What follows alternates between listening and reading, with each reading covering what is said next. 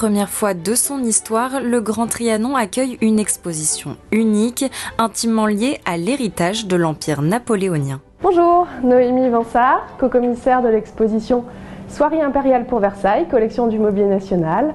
Bienvenue, suivez-moi.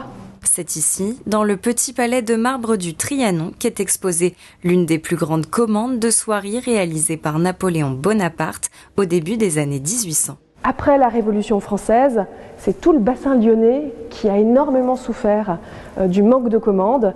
Et donc, les soyeux lyonnais vont apostropher le jeune général Bonaparte qui part en Italie pour lui demander des commandes. Entre 1804 et 1811, plus d'une centaine d'étoffes vont être réalisées. L'objectif, relancer l'économie et faire rayonner le savoir-faire français à travers le monde. C'était un plan de relance économique à la ville de Lyon, mais Napoléon souhaitait aussi que les cours étrangères s'approvisionnent à Lyon et que ces soieries pour Versailles deviennent une vitrine du savoir-faire français, une vitrine pour la France. Au total, c'est plus de 80 km de soieries qui vont être réalisées par de prestigieuses maisons. Si les traditionnels emblèmes de l'Empire sont présents, l'originalité inattendue des couleurs et des motifs retenus témoigne du goût sous le Second Empire. Nous avons souhaité mettre en valeur ces soieries qui sont de véritables surprises, puisque en réalité, quand on pense aux étoffes pour Napoléon, on a souvent en tête des vers ou des cramoisis rouges,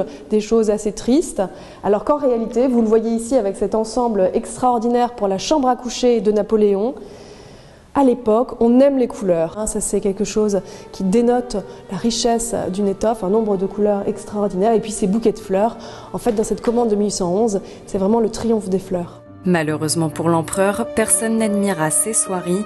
En 1804, la France est envahie et l'Empire s'écroule. Les étoffes vont alors être conservées au garde-meubles, l'actuel Mobilier National.